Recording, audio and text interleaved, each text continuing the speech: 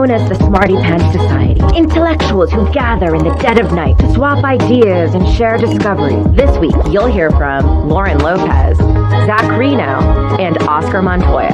Welcome to Smartypants. Presenters are responsible for their own research. The makers of this program cannot guarantee anything they say is accurate.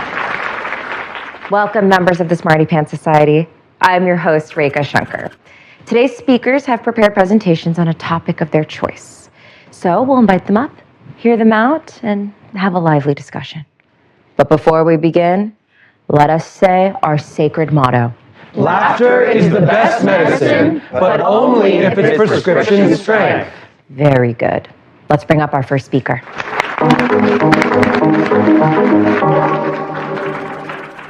Hi, everyone. I'd like to start off with a quick pop quiz. So I'm just going to do 3 quick impressions for you all. Guess which city you think each of these people are from. Ooh, okay? Fun. Yeah, super easy. So exciting. Hey, I'm walking here. It's gotta be New York. It's gotta be New York. New York. Okay, let's see. Unfortunately, that person is actually from Clearwater, Florida. I know that's maybe that was a little trickier than I thought. No worries. Oh my God, this pizza's dish is so deep. Well, definitely Chicago. Chicago. Wrong. That person's actually from Moab, Utah. Yeah, they have deep dish in a lot of different cities now. You don't mess with Texas, especially Dallas. I feel like that's gotta be Dallas. Honk, wrong. That person actually is from Austin, Texas. They just happen to respect a different city, which is Dallas. So, yeah. Clear distinction. Yeah, absolutely. So yeah, don't beat yourselves up over that. We failed. No, you didn't. You learned a lesson here today. Oh. Your city is not a personality. Please don't be mad. I know this is a hot topic. Thank you. Thank you. I feel safe here. Too many people are engaging in city as personality behavior, and it is dangerous, uninspiring, and dare I say, boring. Oh my God. Right? When you base your personality off the city you live in, you are essentially sharing your personality, which should be unique, with the entire population of that city. So we're talking hundreds, maybe even thousands of people that you're sharing your personality with. Maybe Okay, thousands. it's too generic. I mean, God, you want your personality to look like this? A flat gray circle? No. You contain multitudes. Now you're probably thinking to yourself, if I don't make my city my personality, then what is my personality, right? Like, what even is a personality? So here's some things that make up my personality, right? We've got Real Housewives, the larger Bravo universe. Too different. We've got TV. We've got reality TV. We have women's elite gymnastics, right? Very So fun. Some reality competition shows, it does depend. We've got Traders US. We've got Barnacles and being a little bit mad at all times, right? Notice, none of these are where I live. Oh, true. And Barnacles, is that a TV show or is that just Barnacles? The nasty thing Oh, that's I'm on sorry. ships? Barnacles are the filter-feeding crustaceans that live in shallow water. Lauren. And guys, I thought it was a Bravo show. No, and actually, that's thought it was just a your Bravo opinion. show. and Thanks guys, so when much. you're interrupting, just remember a little bit mad at all times. And yeah, let's really keep this in mind. Okay? So the next time you find yourself starting to say something like, hey, I walk fast, what can I say? I'm a New Yorker. Or, of course I drive a Subaru. I'm from Seattle. Stop. You're becoming a gray circle, right? Legally, there are only 3 places I want to be hearing about if you live there. Catfish Paradise, Arizona, Ding Dong, Texas, and Chicken, Alaska. Okay? They got cutie little I got laid in names. Chicken, Alaska. Yeah, they got cutie little names. I don't know what the hell is going on in any of these places, and that's interesting. When we adopt city as personality behavior, we are engaging in inherently competitive dialogue. We don't need that needless competition. Now, the perfect example of this is, of course, the classic LA versus NYC debate, okay? We've heard it all before. New Yorkers are rude. Angelenos are flaky. New York has more trash than people. LA will be uninhabitable in 10 years. Who cares? We insist on continuing this argument to no avail, right? Let's all decide here and now that both of these cities are equal in their ability to be cool and shitty. And that is beautiful, right? Yes. That's revolutionary thinking. They both suck. They both suck. They both suck. That's great. Thank you. But we don't. This needless competition about your city does not serve you. Free yourself. That person's strong. Yes. That could be jail and they you. went- They just did it. Is that a kid? Yeah, it was actually, That kid is really strong. That kid went to jail? It was at a child prison made you in my think least that? favorite actually, city. where are you from? From Santa Barbara. I'm engaging in. Santa Barbara. They all think people are kids. They do. That's classic. People are And their kids kids. are really strong. People are not Classic. kids. No, kids are not people. Thank you. Yeah. That's my next presentation. Happening to live in one city versus another doesn't make you better than anyone else. Just pick something more interesting, right? Okay, now local sports teams, huge part of the problem. Stay vigilant. Okay? Yeah. When your local team wins the big game, what do you hear people saying? We did it. We won, Yep. right? No honk.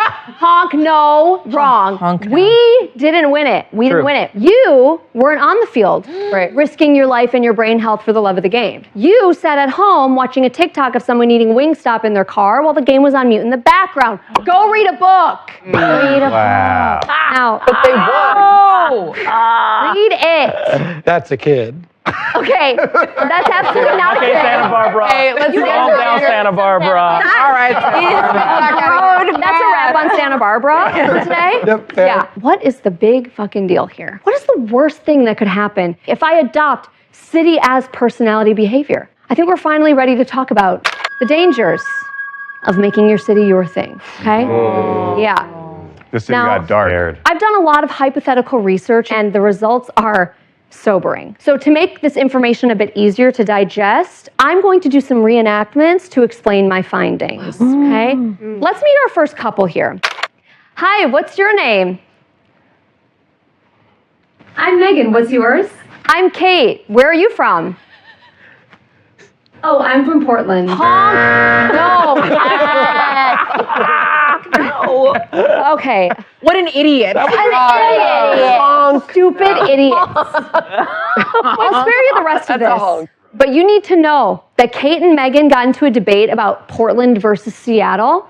They said the phrase bike lanes about 100 times back and forth. And then Kate faked a family emergency just to get out of there. Oh. They never spoke again. They didn't even get to see if they had anything in common, which is a shame because Kate was super into barnacles. And the thing is, Megan was not, but they didn't even get to make a stimulating conversation. You know what I mean? Like they couldn't even connect. They should never connect on that. They should, no, Reka. They should never connect on it. They can connect on that. It's actually they can. incredibly interesting. That a honk. No. No, you Oh, that's a reverse card. can't honk. That's a reverse honk. No, only I can honk. I trademarked it. Thank you. They both ended up alone. So Sad. let's see our next couple. Forever? This is Kate and Elizabeth. Kate's getting around. Hi, what's your name? Hi, I'm Elizabeth. What's yours? I'm Kate. Nice to see you. So great to meet you in this meetup that's only for people who live in NYC. Honk? No. Okay. Wait, I know what you're thinking. Wait, they both live in NYC? Oh, I'm not paused, actually. Oh, Just- shit. Oh, Sorry. Really. All right. that was uncomfortable. There's no way they're going to get into a competitive dialogue because they both live in the same city. Wrong. Because there's a nightmare scenario happening here. When two people from the same city meet each other, they're going to start talking about neighborhoods, which are essentially small cities. Oh. Okay? Kate and Elizabeth, all they talked about was which trains were closest to their apartments. And if you want to talk about shit like that, too late. Someone already did it. Honk. Her name is Google Maps. Okay. Okay? Someone had to say it. Wait, Actually stunning. she's a beauty queen. Best to ever do it. Best to ever do it. Beautiful. Yeah. You cannot compete with this, okay? Okay, Kate, Zach, you have an interjection. yeah, Santa Barbara. That's an adult. 100%. Thank you so much for that. You can't tell. You can't tell. No, but it is an adult. They're actually all adults. So thank you so much for that input. Kate faked a family emergency just to get out of there, and they both ended up alone forever. Dang. Okay? Let's see if our final couple fared any better. Oh, this is Kate and Sarah. Hi, what's your name?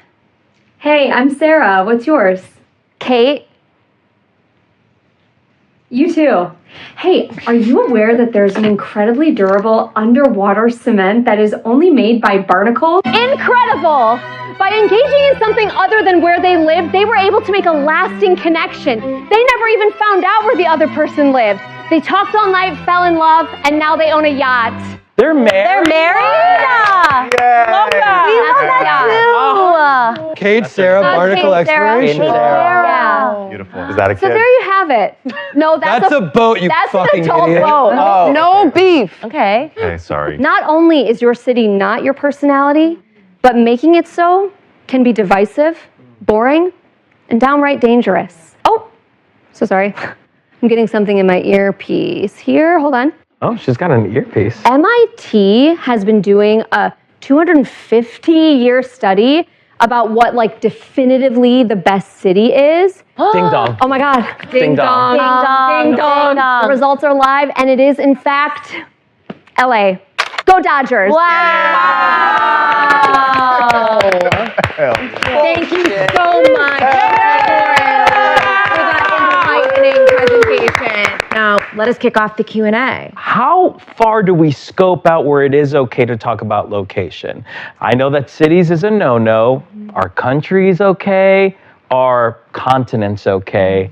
The globe okay? I do think, as a general rule, if you're from the US, you should not be telling anyone that. So if you go out of the country, don't say it, right? What is a safe conversation opener to not get honked? I mean, Barnacles, gosh, were you not paying barnacles, women's gymnastics, You're gonna get honked Bravo. by me if you talk about barnacles. You're gonna get a honk so hard No, you're it'll not. make your head That's your spin. honk Reka, card? stop it. Barnacles? This is anti-barnacle rhetoric, okay? And I won't stand for it. What was the family emergency? I believe all 3 times it was dysentery. Oh my God. That- Diarrhea forever. Diarrhea forever. Forever. Like Style. Mr. Like Mr. Doubtfire, that's why I know that. Diarrhea forever? Yes, exactly. Which is an So incredible thing to bond over. Yeah. incredible. Yes. Yeah. Okay. If that had come it's like up, y'all are then bonded already. So Kate and Sarah have gotten married. They have a boat. Would international maritime law state that the boat now where they are from? Yeah. And yeah, it would. They can say they're They can say from from a boat. boat. Yes, because if you remember too, they actually never found out where the other person lived because they were so deep into the barnacle discussion and falling in They got love. married. So they live in boat now. They live in boat. What happens when you're on a nuke group thread and you see that someone has the same area code as you? Now, my temptation before I learned this presentation was to immediately say, hey, 1, 2, 3, what's going on? Yep. Let's talk. Yep. Do I just have to be like, we're never going to talk about this? Yeah, I think that's a moment to look deep inside yourself, do some real soul searching, think, why do I need to do this? Why do I need to call this out? Right? And you'll find out that you're going to honk yourself. It's exposure response prevention. Absolutely. That's exactly what I was So going to say. self-honking is allowed. You can self-honk all day long. Yeah. Okay. So for clarity, Reka, even though we went to the same middle school and high high school school. and Oh, or grew up in the same shouldn't town, fucking- don't don't talk to me about that. And Tien is also from that same area. Do and not. I don't even tell you where that is. No, I don't know. I don't know either. Go No one Birds. knows. No. In general. I'm Go gonna honk. Birds. In No, general. I'm gonna honk. She's Yeah, from I'm just Philly. saying in general. I'm saying in general. I'm just saying She's from Philly. Honk. Honk. I'm Okay. talking about. Thank you so much, Lauren. Thank you. Thank you all.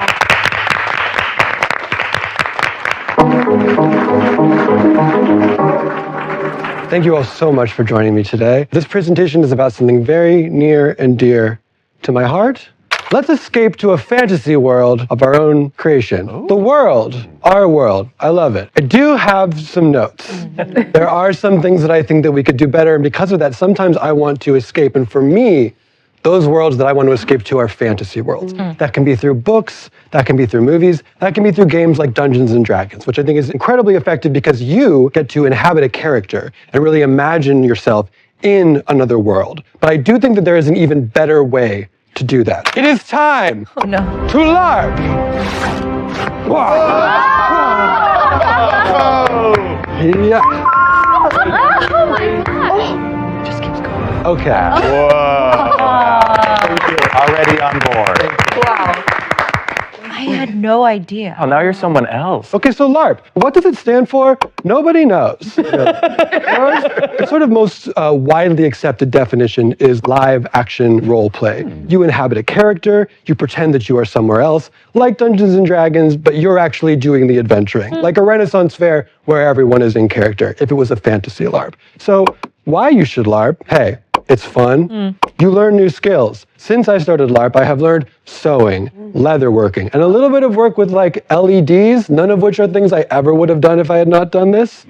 You better know yourself. When you have to create a new person to be, you will learn a lot about the kind of person you want to be, because we can improve reality through fantasy. Our world is literally built on the bones and ruins of what it once was. And sometimes, thank you, sometimes those bones are useful, and sometimes they are not, but we're stuck with them either way. So when we're crafting a whole new world, we really get to start from scratch. But the key to a good LARP is immersion. The idea of being someone else, someplace else. And that's a very powerful tool for creation. As Kurt Vonnegut said, we are what we pretend to be, so we must be careful about what we pretend to be. One time, I pretended to be a rat, and it scared my wife so bad that she beat me out of the house with a broom. He's talented. Now, there are many types of LARP out there. They take place in all kinds of genres: fantasy, sci-fi, vampires, historical periods. If you can think about it, there's a LARP about it. Just as a little disclosure, there is a sort of subcategory of horniness going on through all of them. Some more than others. LARPs exist in the world. The world is full of people. People are a little bit horny. That's just going to come out. But LARPs come in lots of different types. You have on one side, bonk, and on the other side, vibes. Is bonk from the noise it makes when you hit someone? Bonk is just the sort of general act of bonking someone. Okay. There's not So it's not always an a noise. acronym for anything. Beat off, no kids. What? Yes, be. beating off is the number one way to not have kids. Yeah, that is not what LARP is about necessarily. LARPs come in all different scales. Very small, called like parlor LARPs. Literally the whole thing can take place in a room, all the way up to festival, which are thousands and thousands and thousands of people, sometimes all on a field doing a fake battle all at one time. LARPs have all sorts of rules systems, some no rules at all. As you move up, you have baby board games level of rules, or classic board games, bad board games, D&D, and old D&D. All kinds of rule sets that exist within LARP. Now, just to get our heads around it, here are some things that are and are not LARP. Fantasy football. You are pretending to be the manager of a non-existent sports team. Sounds fun. Haunted houses. That's a LARP. Smartypants, kind of. Yeah. Little kind of If we sort were of. Kinda. This room doesn't have all the walls it would need to be a classic room. And this secret society doesn't meet as regularly as you'd think a secret society maybe should. Is that a dig? No, not at all. Someone has to reschedule a lot. Here's some things that are not LARP. A Renaissance fair is not a LARP because not everyone is buying into the fantasy. Burning Man is not a LARP. Burning Man is a sex and drugs festival. An event with two people is not a LARP. If you and your partner want to pretend to be elves together, that's fine, but that's a date. That's just a date. And Smartypants is kind of not a LARP because it's a very real secret society that we all love and respect. It's not a game, and we're also all being paid $6,000 to be I here. forgot we all got 6,000. That's right. 6,000? And this was just me trying to sort of like test the waters because I do want to know how everyone. I do want to know what the sort of like pay equity is here. Yeah. Nice. So we'll talk later. Seems like there are some sixes around, and we should have these conversations openly and honestly. I think we should. Okay. Who is likely to enjoy a LARP? Nerds who are a fan of the genre. You like fantasy, you might like a fantasy LARP. Cosplayers, for obvious reasons. Theater kids, also for obvious reasons. People exploring their gender identity and or sexuality. Everyone here is in a safe space to build a new person for themselves to be. So this is also not super surprising. Swing dancers. I don't know why this is the case, and it's not judgment, it just seems to be true. Sure. Crafters, again, for obvious reasons, and polyamorous people. Again, not a judgment, it just seems to be true. Who LARP is not for? People who want nothing to do with the genre. You don't like fantasy, you're not gonna have a good time there. Children. Now, while children are allowed to be at LARPs and are welcome at them, children do not need full levels of immersion to have a good time. I can put kids in a parking lot and be like, this is a fantasy world, and they'll be like, fine, I need you to build the whole castle for me. Otherwise, I think about taxes. Right. You know what I mean? And cowards. Some of you out there, nerds, are thinking, hold on, everything about this appeals to me, but I haven't done it yet. You should ask yourself if maybe this is the reason why. Because I was scared, but I believe in you. So I want you to get out there, put on a wizard cloak, or whatever you want, and go adventure and live your best life. We all support and believe in you. Go do it. Everyone who has ever been to a LARP one time thinks they can design a perfect one, but in my case, that's true. So here we go. The scale is going to be festival. We want as many people as possible to be able to immerse themselves in the fantasy, simply because that is the most popular genre, and we're trying to get the most amount of people involved. Makes sense. The type is going to be all. We're going to have bonk, we're going to have vibes, we're going to have rules of various kinds, and even though we are not designing it this way, we are going to have some horniness, and there's really nothing we can do about that. Bonk, big orgy, no kinks. Big orgy, no kids. Kids welcome, not at the orgy. I thought you said big orgy, no king. I did, but I think no kids is funnier. Big orgy, no Combine the two. Wow. No kids. Nothing unusual here. I will see you all at the Big Orgy No Kings rally. On January 6th. Oh, I said kinks. That's a third of this year. Okay. I don't know that I want to say no kinks. At mine, you cannot have one kink. Wow. You can't have any preferences. That's fair. That's totally fair. We're all building. In a way, Reka, that is your king. Yeah, you might have any preferences. Everything has to be what I define as normal. Yeah. Oh, yeah. And that's great and cool. That sounds really fun. And the goal here is, of course, to create a world that is fun to inhabit, enriches our lives, and inspires us to improve the current reality that we are in. Okay, so people can be any sort of fantasy thing that they have in mind. First, we got elves. Elves are a fantasy classic, right? They're sort of like humans, but they live longer and are magical and are maybe hotter, depending on like what you're pulling them from. Elf is legally public domain, so we can call it that. But if we want to get extra or just sort of distance it from Christmas, we can do a lazy rebrand here and just call it something like Nels. That's fine too. On that note, fantasy words and names are easy. All you have to do is take existing words and either add or replace letters or use medications in your house that you already have. For example, you could do Ciproflox, Taminofen, Zert, Minodox, or NyQuil.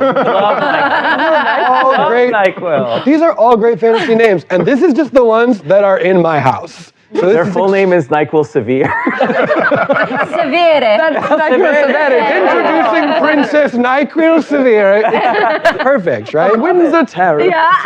Another one. Monsters or monsters but hot. Cosplayers like to get extra, and also monsters are a huge part of a fantasy world, so this sort of covers all of our bases here. Skeleton, hot skeleton, vampire, whatever. Then you got beast folk, right? That's going to be your rabbit people, your bird people, your fish people, your fox people, and if I'm being honest, it's mostly going to be fox people. I don't make the rules. Angels and demons. And we do need to go sort of generic angels and demons because we're not trying to bring real religious iconography into the conversation here. That obviously makes a lot of people feel complicated for a lot of reasons. Then we got weird little guys. I love weird little guys. That's not necessarily, by the way, a descriptor of size. Hobbits and dwarves are weird little guys, but not because they are small. Dwarves are weird little guys because they're always like mining for rocks. And hobbits are eating 6 meals a day and blazed out of their mind all the time. It's not a size thing that makes a weird little guy a weird little guy. Okay. That's right. Weird little guy is a state of mind. Yes, it is. You got nature guys. That'll be your dryads, your naiads, your plant boys, your fire girls, whatever, all that stuff. With plant people, like they, is it like the head of a plant and the body of a dude, or like Yeah, either if one? that's what you want, yes. I want to be the head of a plant, body of a plant. Joey, it's right next to you. I'd like to introduce my guest. Plant. Oh my God. And then, of course, humans. Now, a shocking number of people, when you say, come to this fantasy world and be any fantastical thing that you want to be, say, no thanks, I'm good. Okay, so let's build the world that these people are going to inhabit. And again, this is very easy. You just need to make up a bunch of names of places like Castlea, Aqualantania, Cov, Spider Vibes. Like, and then it's all, and this is the world, and you fill it out, and it's so easy. This list of places took me 10 minutes. Imagine what we could do if we took 20. Now, I'm sure you're all already inspired to create a new persona to inhabit these worlds. Would anyone like to share what that persona is? I very much identified with the weird little guy. You could be a weird little guy from the Weird Little Hills. I think so. And what you know, I can imagine just a guy whose job is picking up slop and bringing it from one place to another. If that is your ideal fantasy version of who you want to be, Reika, then that is what I want for you. Again, I don't understand that at Slop all. collector. But it's cool, and I urge you to follow your truth in your bullets. I do think that sounds really nice. Great, come here and do it.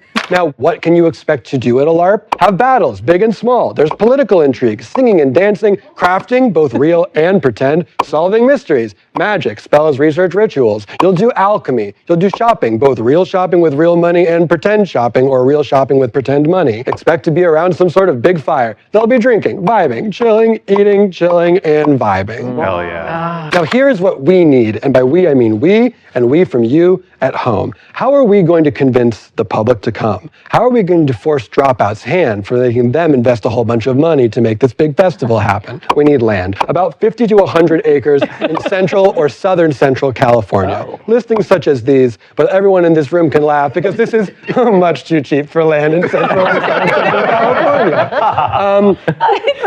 $649,000 for a mountain? Yeah. Hilarious. Truly. We're going to need sponsors, both people that are food and drink partnerships and merch. It's wild that we have this whole company called Dropout Tavern and Armory, and they aren't sponsoring a LARP yet. That feels weird. crazy. Yeah, that is weird. I just think we need to ask the important questions. Sure. And then, of course, we're going to need experienced staff. I sort of feel like I can do anything with no training whatsoever, but I come from a sort of diabolical combination of supportive parents, white male privilege, and Montessori school education. So I have sort of learned to check in, and I do think we might need some people that have actually done this before to make this happen. And lastly, it needs a name. Classically, LARP names fall into a couple of categories. One is random intense battle words. These are all names of actual LARPs. Conquest, Empire, Reckoning, and the sort of other category is random fantasy nouns that don't mean anything to anyone, like Mythodia or Mythodia, depending on which YouTube video you watch,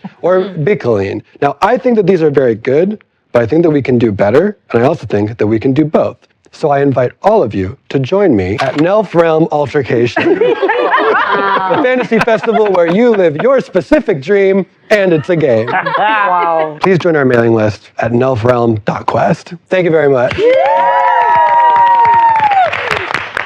Wow. Thank you, Zach, for that enlightening presentation. Let's kick off the Q&A. Are you LARPing right now? And if so, what is your character build? Did I need to wear this, and did it inform the presentation that I gave at all? I would argue no. But it is a sort of wizard coat, and it did feel fun to wear. So I would say that yes, I am LARPing as a wizard who is a part of a secret society and likes to give presentations to bring people to his LARP that he does in his little heart really want to make a thing. Would you consider professional wrestling a LARP? No, and that is specifically because the lack of gamification of wrestling. Or it's a game with a predetermined outcome. Right. For a similar reason, I did not put historical recreations on here. Because I do think that like a Civil War battle has a fixed outcome. Yes. Thank God. Can you talk about the improvisational theater LARPing pipeline? It's actually shocking to me that more of them are not LARPers. And I take that to be a problem of exposure, which is part of why I'm doing this today. But I will also say that a lot of the people at LARP that are not improvisers and not actors have done what I consider some of the wildest, craziest acting and immersion that I have ever seen in my life. It's part of being in the woods for 48 hours at a time. Like you're sort of raw. So I'm an improviser. Don't I know it? What holds me back from doing stuff like this? I don't know fantasy vocabulary. Like one of the first times I played D&D and I called something a phone. They're like ascending stone. And I was like, okay. Yeah. That feels gatekeepy and we're not here for it. We're not here for it. What do I do? I don't know what anything is called. I think that some of that pressure is taken off, especially if it's bigger, right? People jump in at various levels of immersion that feels comfortable to them. Some people do full character voices the whole time. Some people sound exactly like they do in real life. You are surrounded by people, much like any good improv scene, who are not going to be judgmental about it. And also, you could be a character that don't know anything about anything. Yeah, and I invented the word phone. That's right. Phone is a new magic thing that I made. As you all know, I'm an incredible actor, and I think I'm a little bit concerned about not being able to let my role-playing go upon the conclusion of the festival. Zeke, it's so funny that you bring that up because there is a very real phenomenon in the community that is called LARP drop, which is for the sort of 24 hours or so after this sort of heightened emotional experience, people feel weird. They're back in their regular lives. They're not a hero anymore. They're going to their day job. And people need to literally decompress from this experience. And so I will say that you are not alone in that concern, but there is a whole structure of people who are generally getting on Zoom calls and talking about the things that they just did to help them adjust back to normal everyday life. That's great. And I feel like, Zeke, maybe too, you could take a step back from being such a good actor. I've been wanting to say that to you. Consider being a slightly worse actor. Thank you so much, Zach, for that wonderful presentation.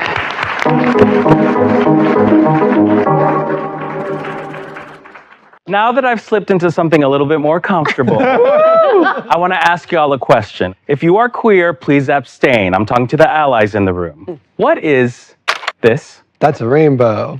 Okay, we're getting warmer. Gay pride flag. Rika, great job. Yes, it is a gay pride flag.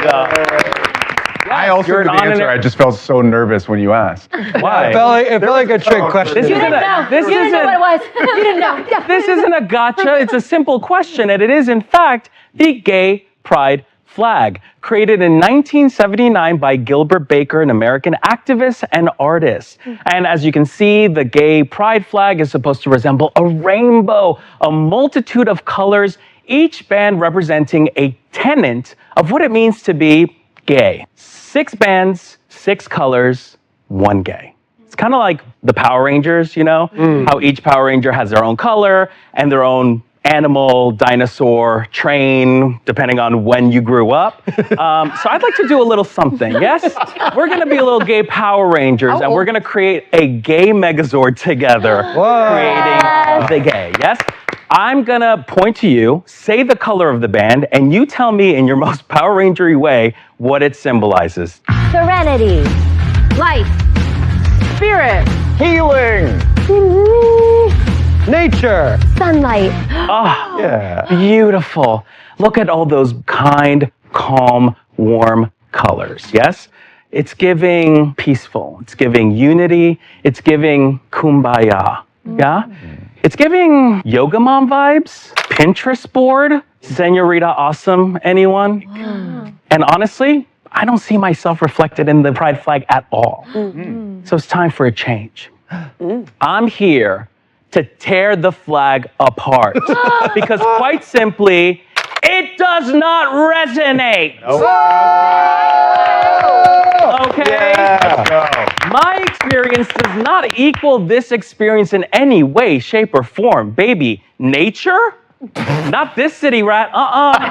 Healing? No. More like hurting. And serenity? I ain't seen her since before the pandemic. Okay?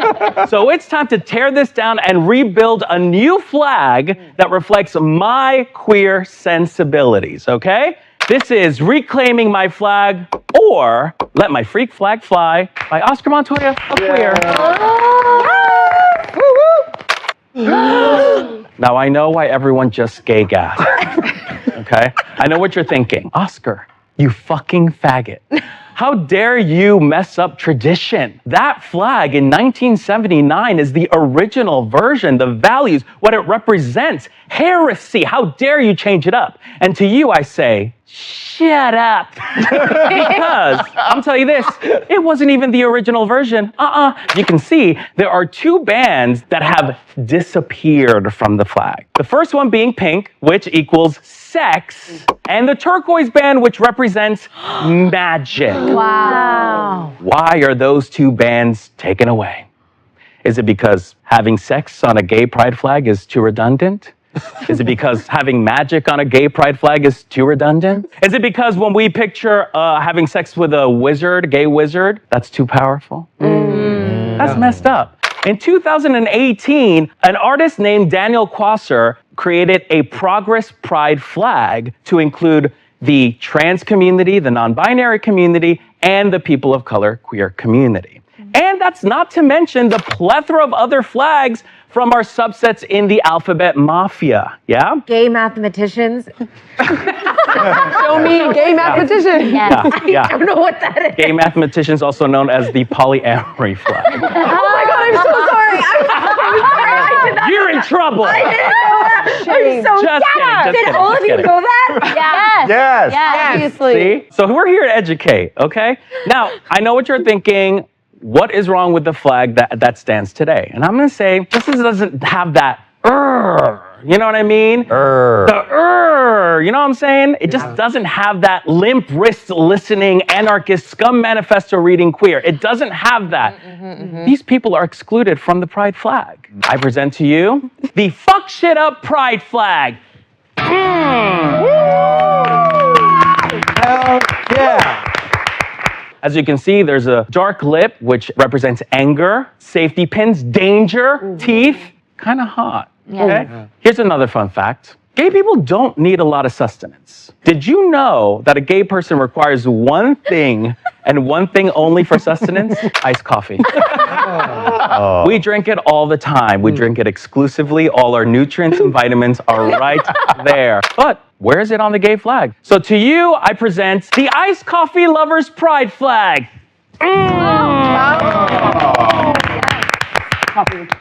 Stay caffeinated, stay horny, stay gay. Let's go outside of the city and into nature. All right? Did you know that there's some gay people that identify with our furry friends? There are, of course, bears, cubs, otters, wolves, but why stop at mammals? Sometimes you want to feel like a dolphin. Sometimes you want to feel like a hawk. Sometimes you want to feel like a single-cell organism. This is the Animal Queerdom Pride Flag, where we can celebrate every hoof, every fin, every talon under the gay rainbow.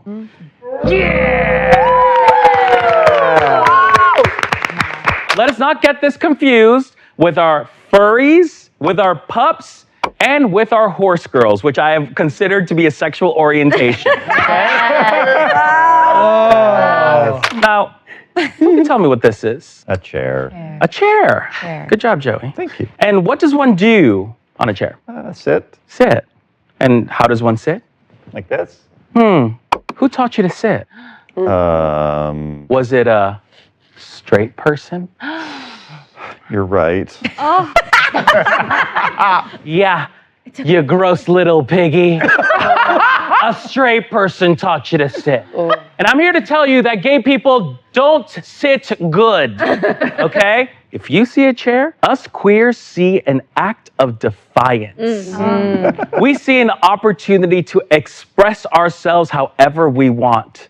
For those fighters, I have designed the Chair Challengers Pride Flag. I have to see you do that. Oh, I'll do it. Yeah, the one in the middle. The second I'll do it. Second one for sure. That's easy. You got to have the right gay NA for that, though. Not that's why I'm not gonna. Not everyone can do that. Now, I want us to go back all the way to those bands. Remember that disappeared off the original Pride flag, and one in particular that really interests me: the Turquoise Band, right? Magic. Yeah. Because I don't know about y'all, but gay people and magic go hand in hand. Yes? We are one. The queer experience is nothing but magic. Magic the Gathering. And shouldn't that be reflected on a flag? Thank you. This is a fact. Magic is gay science. So grab a wand, turn it on, and enjoy your gender and sexual expression to your heart's content. For those freaks, the witches, warlocks, and weirdos pride flag.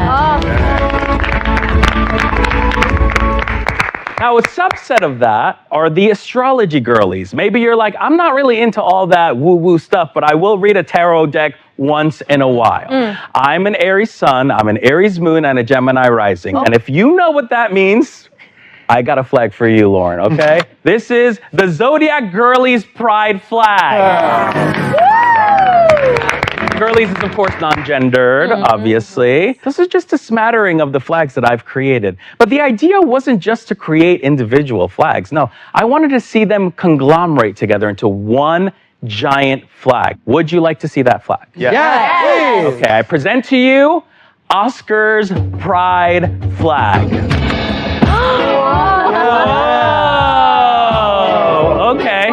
you know what? I think it's a little bit busy. Oh. And I thought, why gotta be a flag? Oh, okay. A flag is so 2000 and late. You know what I mean? Yeah. We gotta switch it up. We're in a new era, and we're done with flags. What about we wear who we are? I present to you the pride sash. Oh. May I please have my pride sash? Yes. Hey. So thank you. A fully customizable expression of who you are. I'd like you to do it too. Just a show of hands. Who identifies as queer in this room? Okay, can you give the sashes to these fabulous people? Do I take the whole box? Yes, you Okay. can. That's what she said. Wow. Do I take the whole box, Maddie? That's a queer. She's so scared. For the allies in the room, you are not without decoration. Can we please give them the ally pin? A nice reminder of who you are. Thank you for coming to the parade. It's an honor to be invited. Thank Thank you. Now, I'm going to give you this time to decorate your sash however you want. We got some ones that we didn't discuss before, and let me just explain them to you, okay? This is a wine and cheese gay, someone who's into the sophisticated culture, yeah? This is gay guy music video night pride flag, okay? It's just something that we do. Yeah. This is the 8-bit gay, okay, for those gamers out there with a Y. All right, this is the goblin rat pride flag for those creatures who just feel a little left of center. You are customizing your own experience. Remember this, you define your queerness. Woo! Thank you so much, Oscar, for that enlightening presentation. Let us kick off the Q&A. As you said, queer folks, we run on coffee. Some of us run on legal meth, your Adderall, your Ritalin. I see. Would it be possible for us to also get a flag? That's 100% possible. Great. Not to put this as a burden on you, but how would you encourage the flag makers of the world, assuming that they are stuck in the medium of flags, to sort of like up their game and draw inspiration from your great work here? Yes. What I'm interested in is transitioning out of flags, this bulky fabric that is like hard to own. And in LA, that's really hard, okay? Ultimately, I want to put the emphasis on pride, yes? And I would like for us to, instead of thinking about the collective group and treating it like a monolith, this is treating the individual, right? Yeah. I want to know if I'm at the beach, Yeah. or if, you're in a bathing suit. What about times you can't wear a sash? Beach, hire a plane with the messages of all the flags that you are. Oh, so obvious. It's that easy. It's that easy. I can't believe I didn't think about that. That's okay. That's why I'm here. Wow. Thank you so much, Oscar. Wow. Amazing. Yes.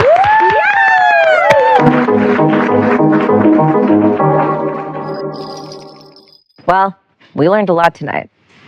And with that, our secret meeting must come to an end. Let us venture back into the shadows, a little more enlightened than before. Thank you and good night.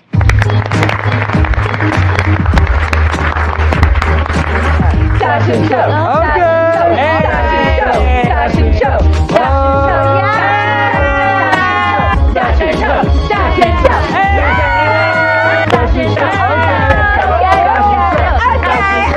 Yes. Sorry for existing. Thank you. Thank you. Thank you. Of course. And you're welcome.